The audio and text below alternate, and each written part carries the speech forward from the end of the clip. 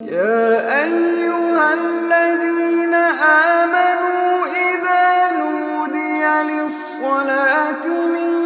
يوم الجمعة فاسعوا إلى ذكر الله. الحمد لله نحمده ونستعينه ونستغفره ونؤمن به ونتوكل عليه ونعوذ بالله من شرور أنفسنا ومن سيئات أعمالنا من يهده الله فلا مضل له ومن يضلل فلا هادي له ونشهد أن لا إله إلا الله وحده لا شريك له ونشهد أن سيدنا محمدا عبده ورسوله أرسله بالهدى ودين الحق ليظهره على الدين كله وكفى بالله شهيدا فصلى الله عليه وسلم تسليما كثيرا كثيرا أما بعد فأعوذ بالله من الشيطان الرجيم بسم الله الرحمن الرحيم يا أيها الذين آمنوا ادخلوا في السلم كافة ولا تتبعوا خطوات الشيطان انہ لکم عدو مبین۔ محترم بزرگوں، دوستوں، عزیزوں اور بھائیوں، آپ کو یاد ہوگا کہ پچھلے 2 اجتماعات جمعہ سے ہم دین کے مختلف اجزاء کو ایک ترتیب میں لانے کی کوشش کر رہے ہیں تاکہ دین کا ایک تصور واضح ہو جائے۔ جو آیہ مبارکہ میں نے تلاوت کی ہے سورہ بقرہ کی، اس میں ارشاد ہے کہ یا ایھا الذین آمنوا ادخلوا فی السلم کافہ، اے ایمان والو اسلام میں پورے کے پورے داخل ہو جاؤ، اور دیکھنا شیطان کے قدموں کی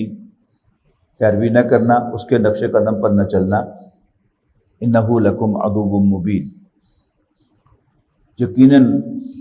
وہ تمہارا کھلا دشمن ہے۔ شیطان نے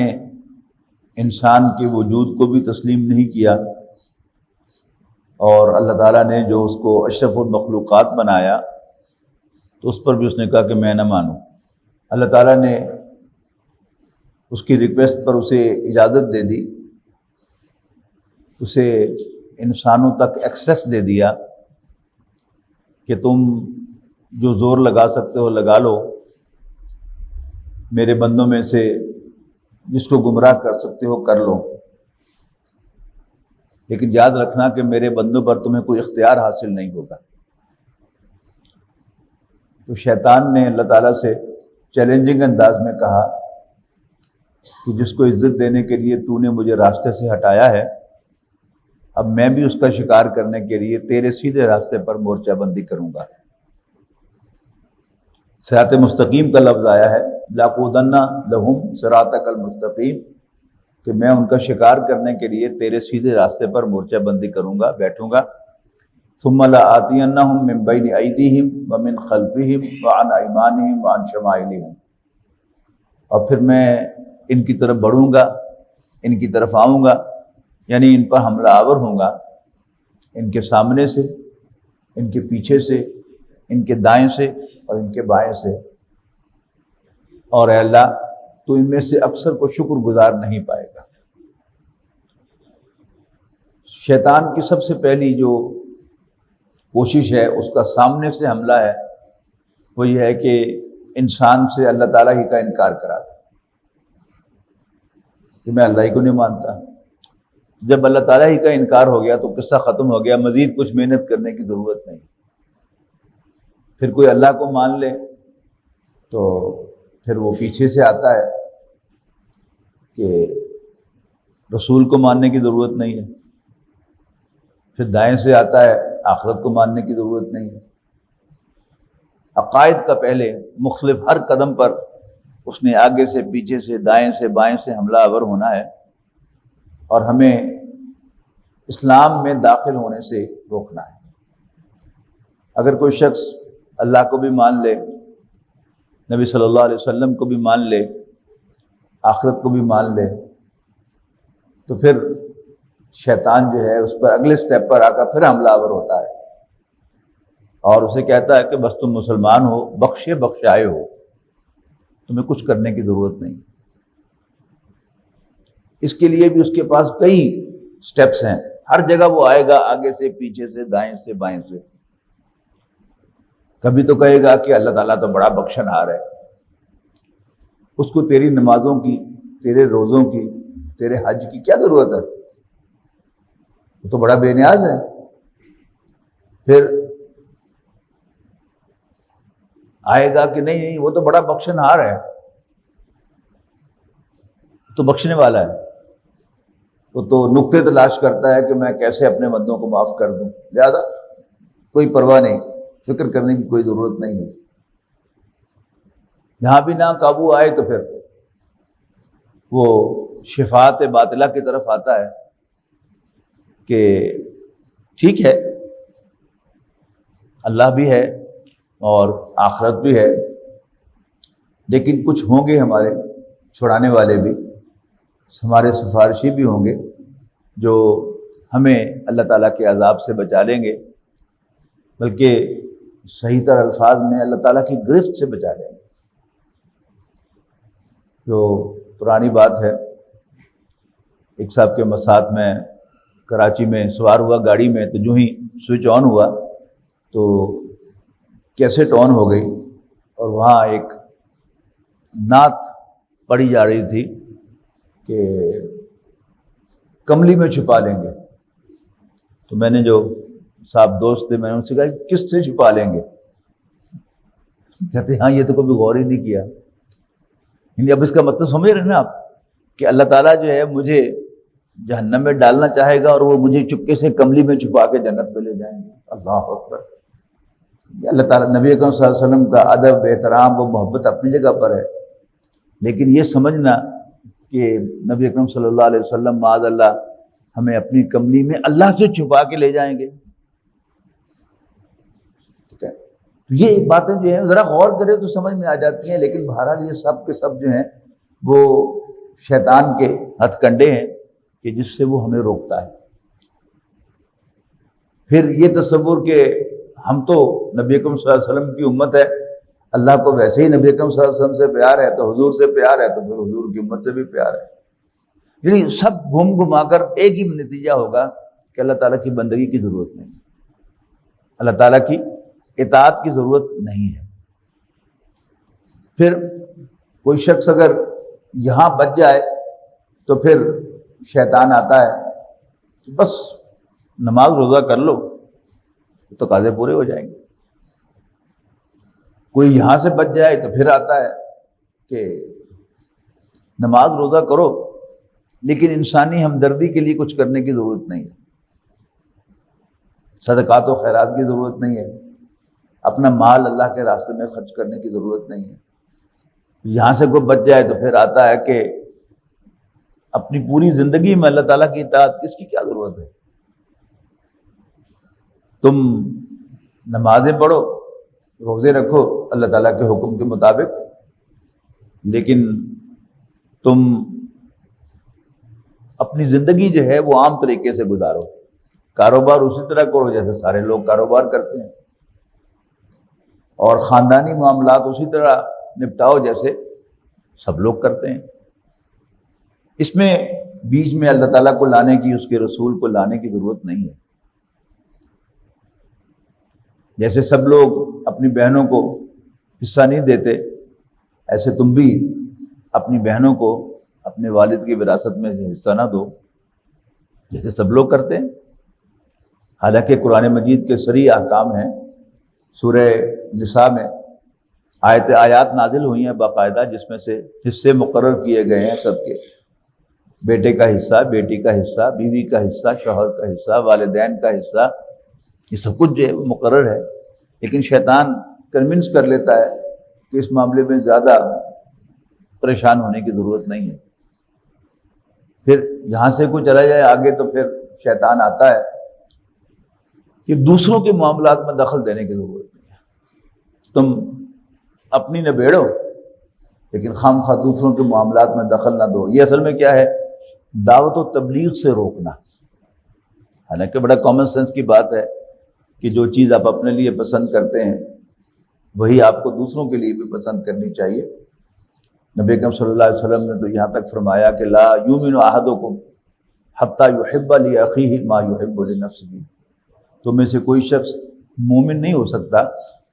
جب تک کہ وہ اپنے بھائی کے لیے بھی وہی پسند نہ کرے جو وہ اپنے لیے پسند کرتا ہے۔ اور اس میں انسان کتنا گھٹیا طرز عمل ہے اس کا کہ کچھ لین دین میں نے آپ کو 50 روپے دینے ہوں تو میرے پاس 2 نوٹ ہوں، ایک اچھی حالت کا ہو ایک خراب حالت کا ہو، حالانکہ دونوں کی ویلیو ایک ہے، لیکن وہ جو میری گندی نیچر ہے اس کا اظہار کیا ہوتا ہے کہ میں جو بالکل خستہ حال کا نوٹ ہوگا وہ آپ کو دوں گا، اور جو اچھی حالت کا نوٹ ہے وہ میں اپنے پاس رکھوں گا۔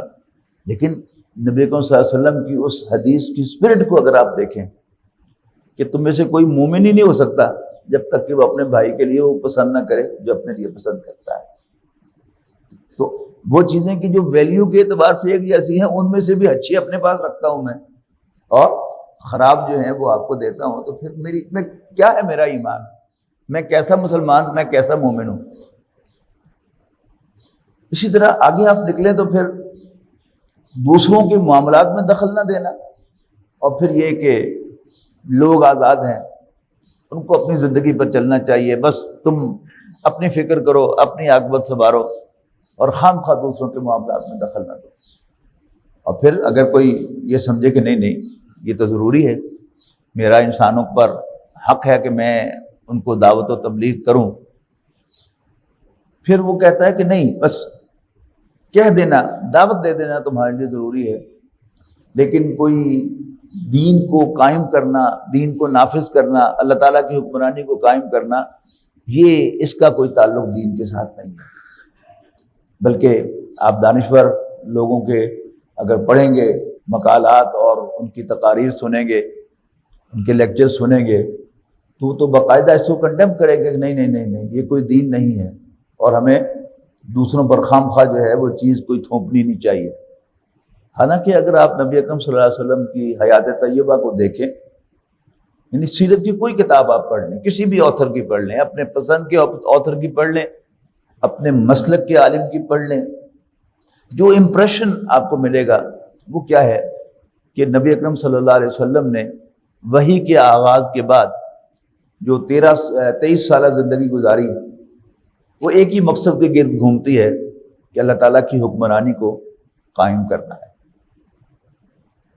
اب اس مقصد کے تحت نبی اکرم صلی اللہ علیہ وسلم نے کبھی پیسو ریزسٹنس کا مظاہرہ کیا ہے اور کبھی آپ نے ایکٹیو ریزسٹنس کا مظاہرہ کیا ہے، کہ مکی زندگی میں جب آپ بس قرآن مجید پڑھ کر سنا رہے تھے، اس کا بھی مقصد قرآن مجید سنا کر لوگوں کو سن کرنا نہیں تھا، بلکہ قرآن مجید سنا کر ان کو ایکٹیو کرنا تھا۔ دونوں میں بڑا فرق ہے نا۔ ایک ہے کہ قرآن مجید سنا کر لوری دی جائے اور سلا دیا جائے کہ بس، اور بتایا جائے کہ تم بہترین مسلمان ہو اور تم سیدھے جنت میں چلے جاؤ گے۔ دوسرا کیا ہے، نبی اکرم صلی اللہ علیہ وسلم نے جو قرآن مجید پڑھ کر سنایا صحابہ کرام کو، وہ کھڑا کرنے والا قرآن مجید تھا کہ اللہ کے لیے کھڑے ہو جاؤ، کونوا قوامین بالقسط شہداء للہ، اے ایمان والو کھڑے ہو جاؤ عدل و انصاف کے لیے اللہ کے گواہ بن کر۔ تو یہ جو اللہ تعالیٰ کی گواہی ہے، نبی اکرم صلی اللہ علیہ وسلم نے مکی دور میں ایز اسٹریٹجی، ایک حکمت کے طور پر، ایک لاہ عمل کے طور پر، آپ نے مکی زندگی میں جو انداز اختیار کیا وہ کیا تھا کہ سلام اس پر کہ جس نے گالیاں سن کر دعائیں دی،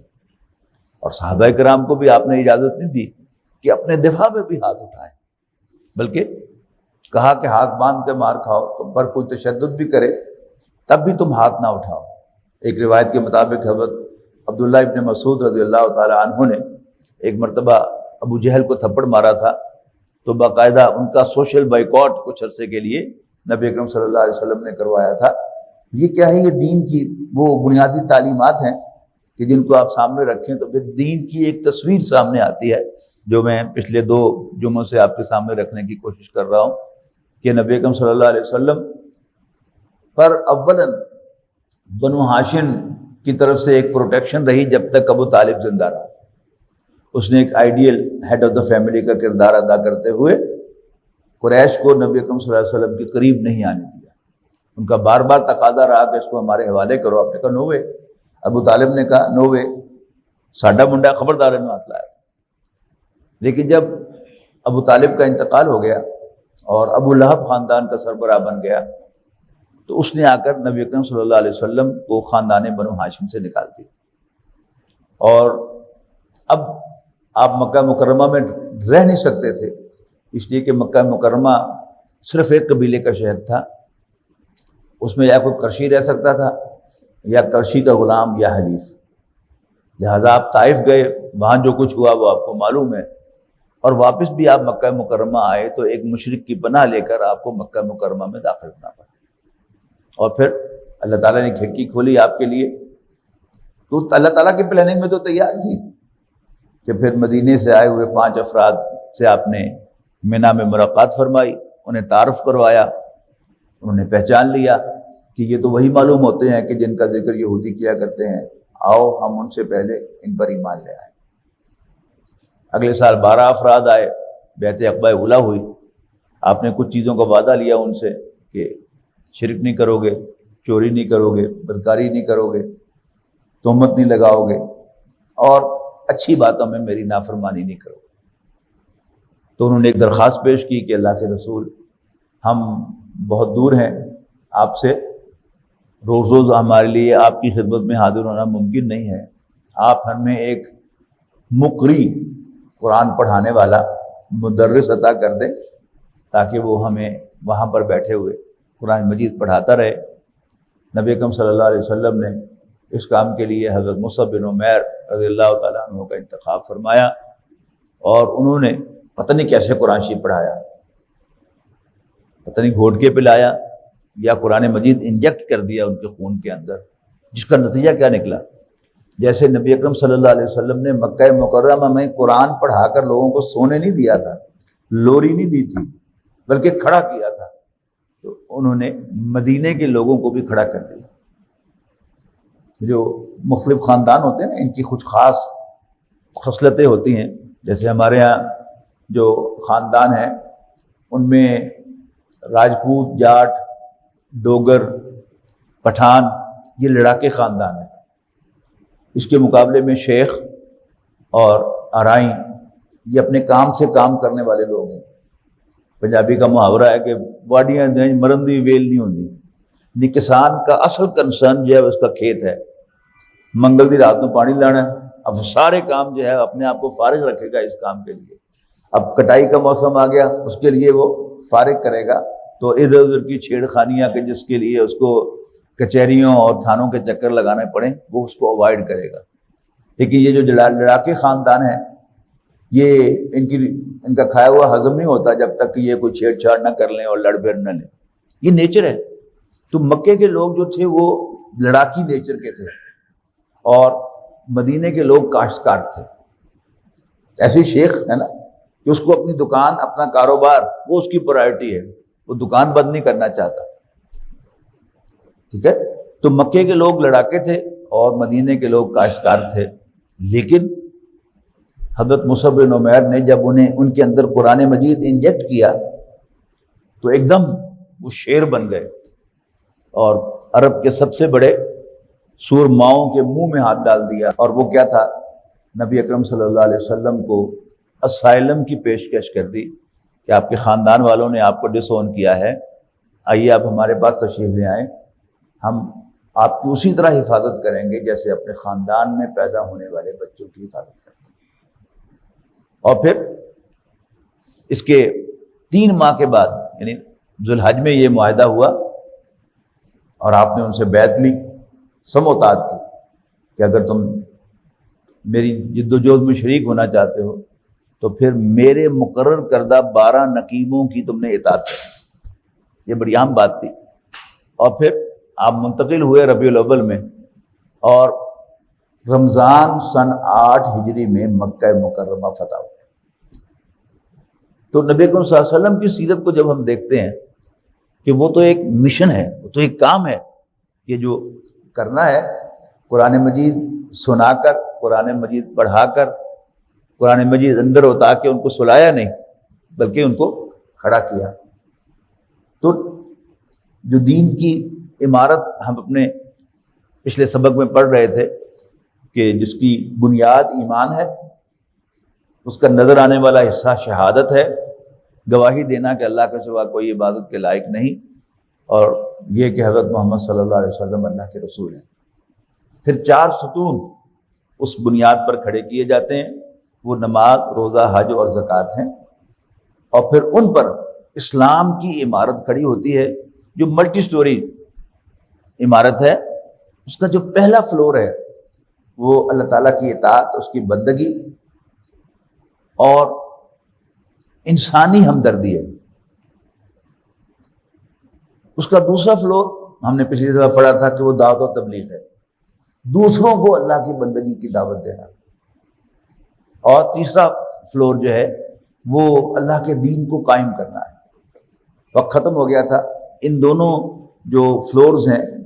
دوسرا اور تیسرا، ان کے درمیان ربط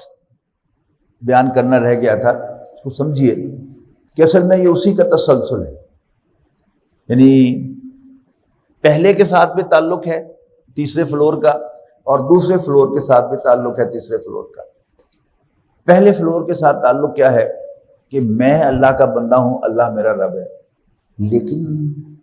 وہ صرف میرا تو رب نہیں ہے، یہ سب انسان جو موجود ہیں ان کا بھی رب ہے، لیکن یہ اس کو ماننے کے لیے تیار نہیں ہے، لہذا انہیں دعوت دینا کہ تم بھی اپنے رب پر ایمان لے آؤ، تم بھی اپنے رب کو مان لو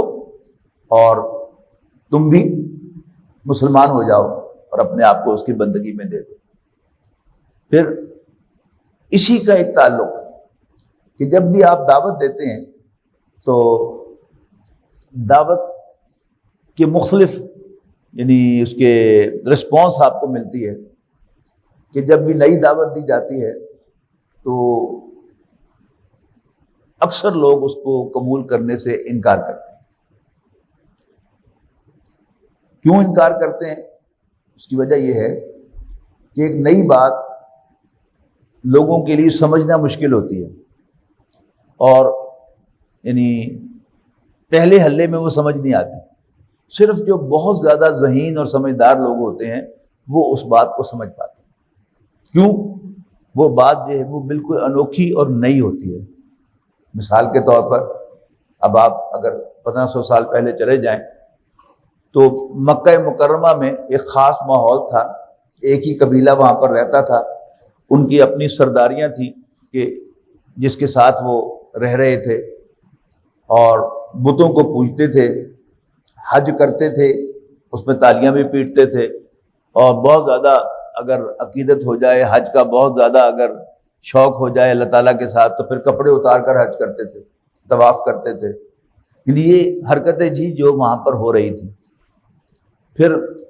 حج کے لیے وہ عرفات میں نہیں جاتے تھے، اس لیے کہ وہ حرم کی حدود سے باہر ہے، اپنا ہی ان کا ڈھکوسلا تھا۔ پھر صفا و مروہ کے درمیان سعی جو ہے اس کو وہ اندر وہ گڑبڑ کرتے تھے۔ تو نبی اکرم صلی اللہ علیہ وسلم تشریف لائے اور انہیں ایک بالکل انوکھی بات کہی۔ وہ انوکھی بات کیا تھی کہ یہ سب جو خدا تم نے بنا رکھے ہیں، اپنے ہاتھوں سے بت بنا کر ان کی پوجا کرتے ہو، ان کی کوئی حیثیت نہیں۔ اللہ ایک ہے، اس کا کوئی شریک نہیں ہے۔ اور یہ دلچسپ بات شاید آپ لوگوں کے علم میں نہ ہو کہ ہم ایک آف ہینڈ ہمارا ایک امپریشن ہے کہ شاید مکے کے لوگ اللہ تعالیٰ کو نہیں جانتے تھے۔ یہ بات درست نہیں۔ قرآن مجید گواہ ہے کہ مکے کے کافر توحید کے ساتھ اللہ تعالیٰ کو خالق کائنات مانتے تھے، اللہ تعالیٰ کو بارشوں کا برسانے والا مانتے تھے، اللہ تعالیٰ کو رازق مانتے تھے آسمان اور زمین سے، زندگی اور موت کا مالک مانتے تھے، کاموں کی تدبیر کرنے والا مانتے تھے، اور یہ بھی مانتے تھے کہ اللہ ہی ہے کہ جس کا کنٹرول ہے ہمارے کانوں پر بھی، ہمارے آنکھوں پر بھی۔ لیکن اللہ تعالیٰ کو رب ماننے کو تیار نہیں تھے۔ رب وہ کہتے تھے اپنے سرداروں کو، مالکوں کو، اس لیے کہ عربی زبان میں لارڈ جو ہے اس کی عربی رب ہے۔ اللہ تعالیٰ کو رب ماننے کو تیار نہیں تھے، تو نبی اکرم صلی اللہ علیہ وسلم پر جو پہلی وحی نازل ہوئی اس میں جو پہلا جملہ تھا، پہلی آیت تھی، وہ کیا تھی؟ اقرأ بسم ربک الذی خلق، پڑھ اپنے اس رب کے نام سے جس نے پیدا کیا۔ اب پیدا کیا تو مکے والے لوگ مانتے تھے کہ اللہ ہی نے پیدا کیا، لیکن رب ماننے کو تیار نہیں تھے، تو سب سے پہلی ہی آیت وہ ایک بڑی نئی سی بات تھی، اور وہ خاص طور پر ارباب کے لیے جو رب بنے بیٹھے تھے ان کے لیے وہ ایکسیپٹیبل نہیں تھی۔ تو جب بھی کوئی نئی دعوت آتی ہے تو اس کے سمجھنے میں رکاوٹ ہوتی ہے، عام لوگ تو اس کو سمجھ نہیں پاتے، سمجھدار لوگ سمجھ جاتے ہیں، یا جس پر زد پڑتی ہے وہ سمجھ جاتا ہے۔ جو شخص رب بنا بیٹھا تھا، اس کی میں مثال دیا کرتا ہوں کہ حضرت بلال رضی اللہ تعالیٰ عنہ نبی اکرم صلی اللہ علیہ وسلم پر ایمان لے آئے۔ وہ کس کے غلام تھے؟ امیہ بن خلف کے غلام تھے۔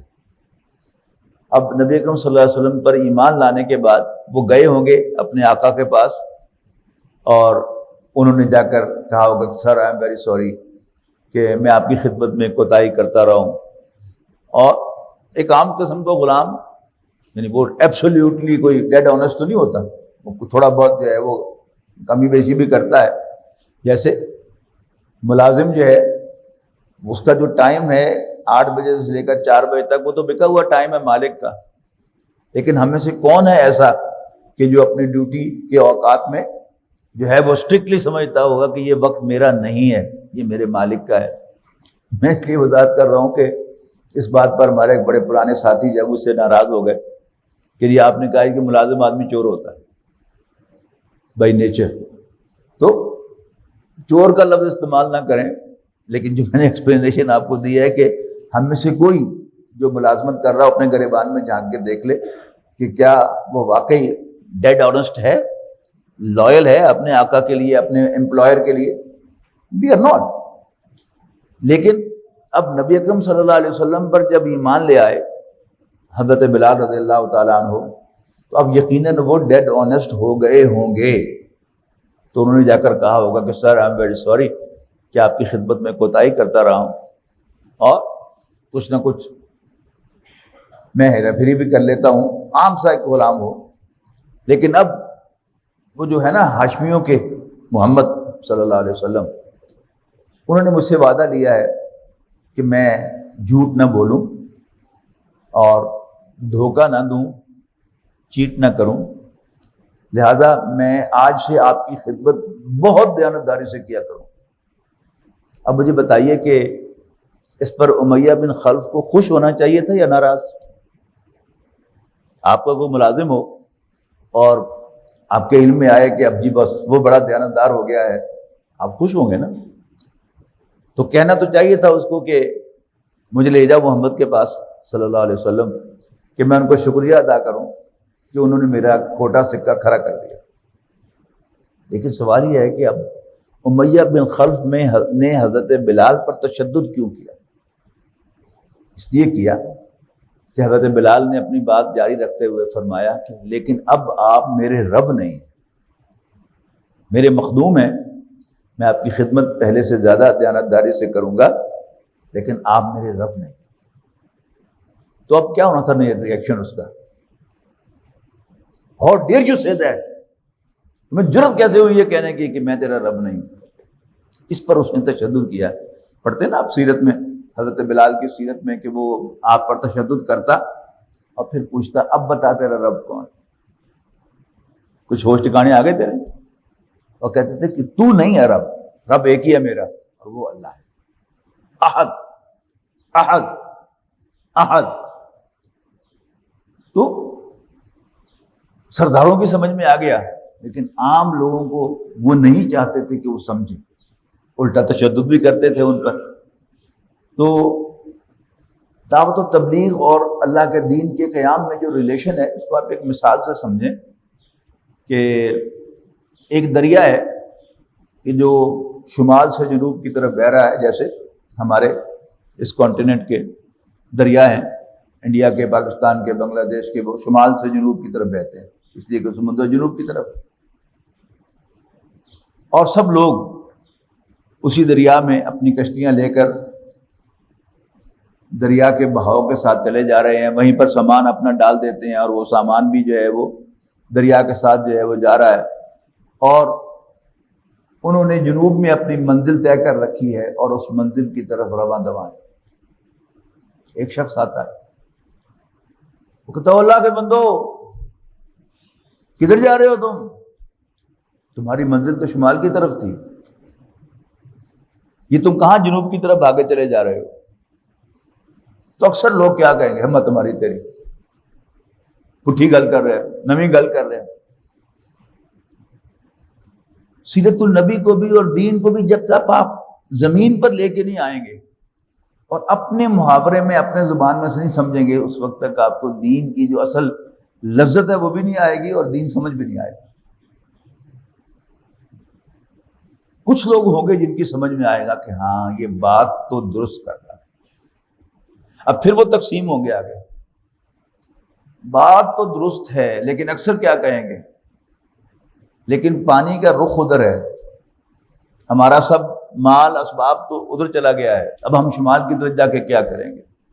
بات سمجھ تو آ گئی لیکن ہمت نہیں، لہذا وہ اسی ڈگر پر چلتے رہیں گے۔ لیکن کچھ ہوں گے کہ جن کی سمجھ میں بھی آئے گا اور وہ تیار ہو جائیں گے کہ بس نقصان ہو یا فائدہ ہو، لیکن ہم اپنے صحیح منزل کی طرف جائیں گے، اور مشکل ہو یا آسانی، ظاہر بات ہے کہ پانی کی فلو کے خلاف چلنا کوئی آسان کام تو نہیں ہوتا، لیکن ہم جائیں گے اسی منزل کی طرف۔ یہ ہے اصل میں وہ السابقون الاولون جو ہماری یعنی نبی کریم صلی اللہ علیہ وسلم کی سیرت میں وہ صحابہ کہ جنہوں نے اس سب کچھ کو برداشت کر کے یہ فیصلہ کیا کہ ہم اسی راستے پر چلیں گے جس راستے کی خبر ہمیں محمد عربی صلی اللہ علیہ وسلم دے رہے ہیں۔ پھر ان میں پھر تقسیم ہو گئی کہ کچھ لوگوں نے کہا کہ ہم جو ہیں وہ چلتے ہیں اپنے طور پر، اپنا زور لگاتے ہیں، لیکن ہمیں دوسروں سے کوئی سروکار نہیں۔ تو نبی اکرم صلی اللہ علیہ وسلم نے جو نظام قائم کیا اس کی مثال آپ یوں سمجھیں کہ آپ نے اپنے ان ساتھیوں کو یکجا کیا اور کہا کہ کیوں نہ ہم ایسا کریں کہ اکیلے اپنی منزل کی طرف جانے کے بجائے ہم کوئی ایسا طریقہ کار اختیار کریں کہ ہم دریا کا رخ موڑ دیں، اور یہ دریا بجائے شمال سے جنوب کی طرف بہنے کے یہ جنوب سے شمال کی طرف بہے۔ یہ آسان کام تو نہیں ہے،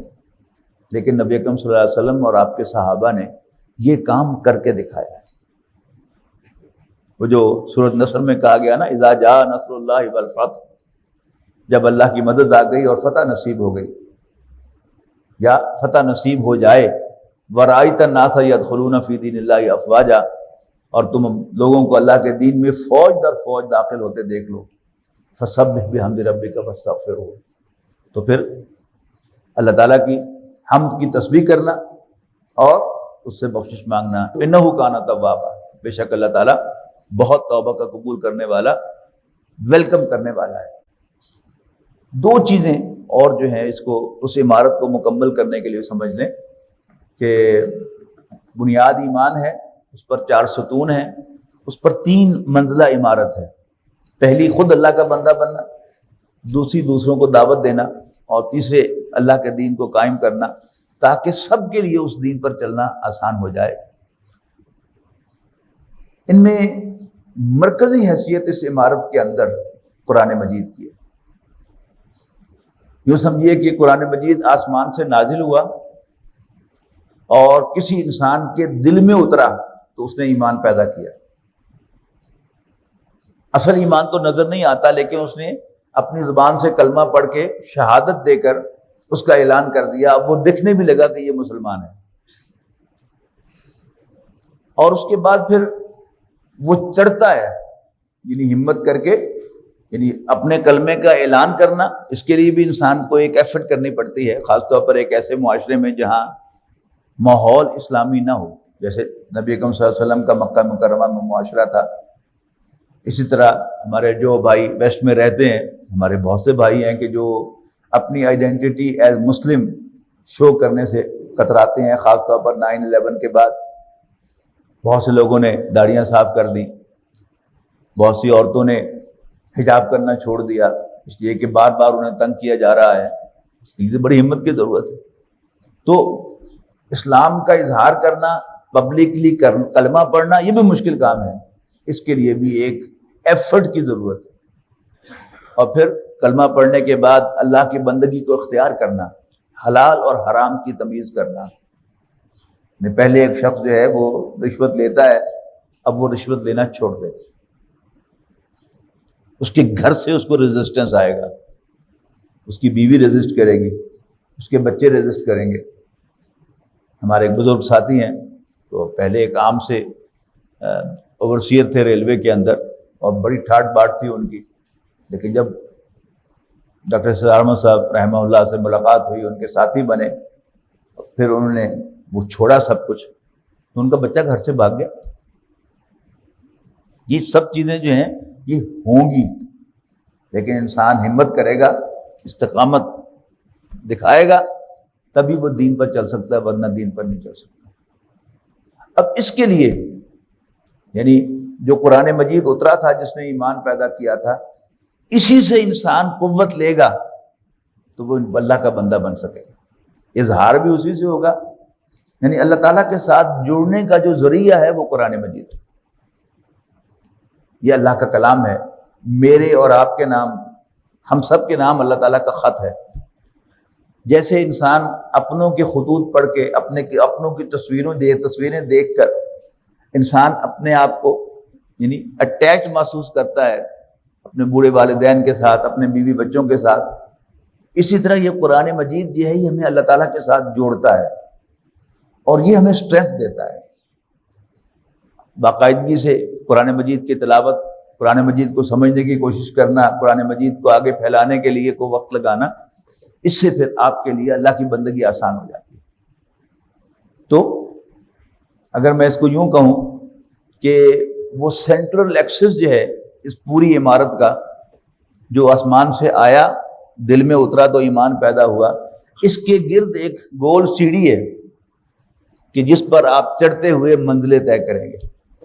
پہلی منزل میں، پہلے سٹیپ میں آپ ایمان کا اظہار کریں گے اور کلمہ پڑھیں گے پبلکلی، پھر مزید زور لگائیں گے، اوپر چڑھیں گے، اور پھر آپ خود اللہ کے بندے بنیں گے۔ آسان کام نہیں ہے، اس کے لیے انسان کو ایک طاقت کی ضرورت ہے، ایک جذبے کی ضرورت ہے، ایک اندرونی اسٹرینتھ کی ضرورت ہے۔ وہ اسٹرینتھ آپ کو قرآن مجید پرووائڈ کرے گا، اور پھر اللہ تعالیٰ کا بندہ بن کر وہ جو شیطان کے حملے ہیں، جہاں سے گفتگو شروع کی تھی کہ اے ایمان والو اسلام میں پورے کے پورے داخل ہو جاؤ، اور دیکھنا شیطان کے نقش قدم پر نہ چلنا، وہ تمہارا کھلا دشمن ہے۔ تو شیطان نے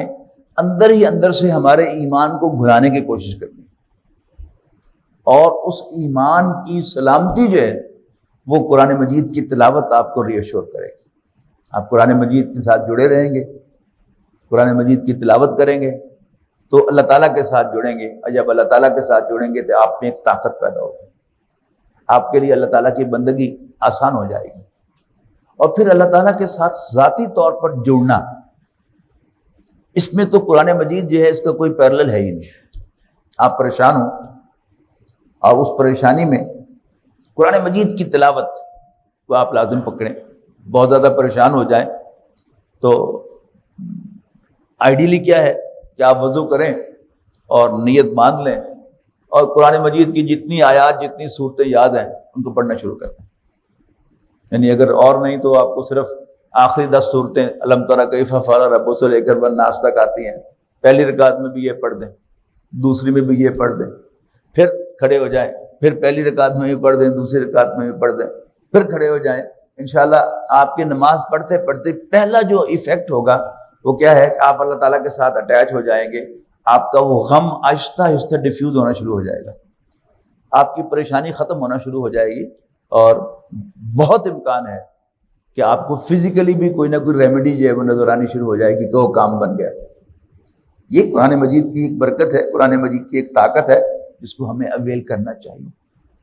اور نہیں تو آپ بس قرآن مجید کھول کے بیٹھ جائیں اور تلاوت کرنی شروع کر دیں۔ ایک دلچسپ واقعہ ہے، کو زمانہ طالب علم میں ظاہر ہے انسان زندگی میں